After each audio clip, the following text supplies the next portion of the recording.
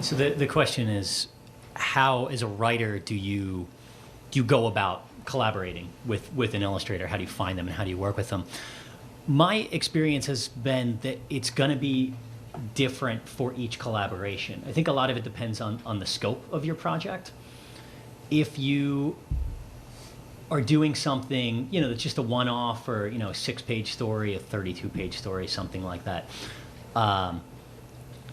it might help to find an illustrator that you like first and kind of shape the idea together, because half of it is going to be your work, but when it's done, half of it, or seemingly more of it, is going to be what the illustrator did, because it's the illustrator that shapes the look of it, and that's really, that's almost more key to comics, I think, than certainly than the words themselves. The story, I think the writer and the illustrator have to be shaping together, because how you move the story along from panel to panel and from scene to scene, that's absolutely critical, that you are moving as a unit. And that's something that's really hard to do. So the first thing, I think, is to find someone that you trust, because you're putting a lot of your work and your dream, maybe your money, depending on how it's involved or how it's set up, you're putting a lot of trust in that person to do right by you and to do right by your story. So talk to a lot of people and find out their experience, and maybe do a small project with them first before you decide to get involved in something larger.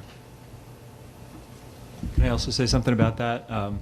Because this also applies to picture books, which I've learned a lot about how that whole industry works from working with one of those publishers.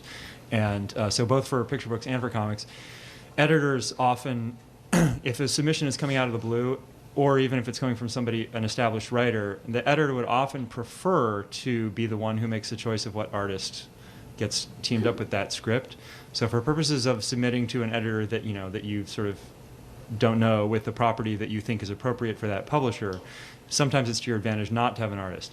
However, if you're a completely unproven quantity and there is a large question, which there usually is, whether anyone will ever look at your script at that publisher, it can be to your advantage to self-publish or to somehow create a work with an artist, just as a way to see your vision fully realized, so that then somebody is maybe more likely to look at it, instead of just going on what they call the slush pile, which is where everything that doesn't come from an agent goes. Yeah, Gareth makes a good point. It depends on what sort of venue you're working in. If you're working entirely on your own and you put the call out for illustrators, and probably the other way around if you're an artist looking for a writer, the signal to noise ratio is terrible. I mean, you're just going to get so much crap before you find the people whose work you would even consider feeling is appropriate for your work. But if you're working through another agency like a publisher, they've already done a lot of the filtering already, and so hopefully they're going to team you up with a much better quality of writer-artist. Yeah, they'll team you up with somebody who's actually established, which is nice.